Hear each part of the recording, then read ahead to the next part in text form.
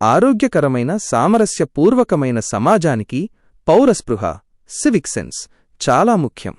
భారతదేశంలో ముఖ్యంగా తెలుగు మాట్లాడే ప్రాంతాలతో సహా చాలా చోట్ల పౌరస్పృహ తక్కువగా ఉండటానికి అనేక కారణాలు ఉన్నాయి.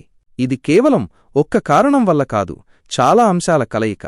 దానికి సంబంధించిన కొన్ని ముఖ్య కారణాలు ఇక్కడ తెలుగులో వివరించబడ్డాయి. 1. పౌర విద్య లేకపోవడం, ల్యాక్ ఆఫ్ సివిక్ ఎడ్యుకేషన్. పాఠశాల విద్యలో లోపం. మన పాఠశాలల్లో సివిక్స్ ఒక సబ్జెక్టుగా ఉన్నా అది కేవలం పరీక్షలకు సంబంధించిన సిద్ధాంతంగానే మిగిలిపోయింది. ట్రాఫిక్ నిబంధనలను పాటించడం, చెత్తను ఎక్కడ పడేయాలి, పబ్లిక్ ఆస్తులను ఎలా గౌరవించాలి వంటి ప్రాక్టికల్ పౌర బాధ్యతలు నేర్పించడంపై దృష్టి పెట్టడం లేదు. పెద్దల నుండి నేర్చుకోకపోవడం. పిల్లలు తమ చుట్టూ ఉన్న పెద్దలు ట్రాఫిక్ నియమాలను ఉల్లంఘించడం, ఎక్కడ పడితే అక్కడ ఉమ్మివేయడం లేదా చెత్త పడేయడం చూసినప్పుడు వారికి అదే సాధారణ ప్రవర్తన అని అనిపిస్తుంది. 2.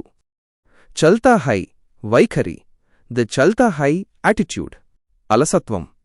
ఎవరూ పట్టించుకోరులే, అందరూ ఇలాగే చేస్తున్నారు కదా, నా ఒక్కడి వల్ల ఏమవుతుంది అనే నిర్లక్ష్య వైఖరి చాలామందిలో ఉంటుంది.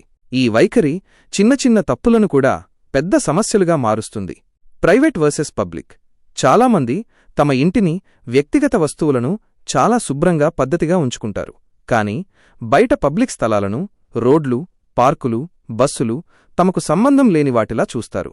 వాటిని శుభ్రంగా ఉంచాల్సిన బాధ్యత ఇతరులది అనే భావన ఉంటుంది. 3. చట్టాల అమలులో బలహీనత, వీక్ ఎన్ఫోర్స్మెంట్ ఆఫ్ లాస్. శిక్ష లేకపోవడం.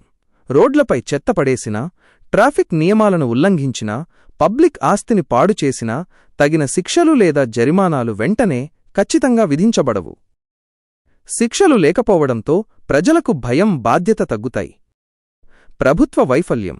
కొన్నిసార్లు సరిగా ప్రణాళిక లేని నగరాలు, సరిగా నిర్వహించని చెత్త నిర్వహణ వ్యవస్థలు, సరైన మరుగుదొడ్లు లేకపోవడం కూడా ప్రజలు నిబంధనలు పాటించకుండా చేస్తాయి. మౌలిక సదుపాయాలు సరిగా లేనప్పుడు పౌరస్పృహ చూపడం కష్టం. 4.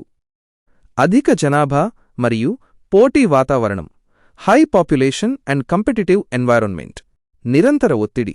రద్దీగా ఉండే నగరాల్లో నిత్యం ట్రాఫిక్, కాలుష్యం మరియు వేగవంతమైన జీవితం వల్ల ప్రజలు మానసిక ఒత్తిడికి లోనవుతారు.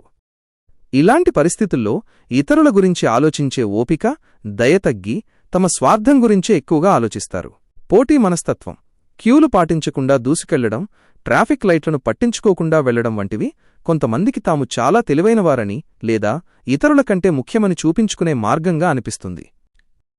చివరికి పౌరస్పృహ అనేది కేవలం ఒక వ్యక్తికి సంబంధించిన విషయం కాదు, అది సమాజం మొత్తం కలిసి నేర్చుకుని అలవాటు చేసుకోవాల్సిన విషయం. పౌరులు, విద్యా వ్యవస్థ మరియు ప్రభుత్వాల సహకారం ఉంటేనే ఈ పరిస్థితిలో మార్పు తీసుకురాగలం.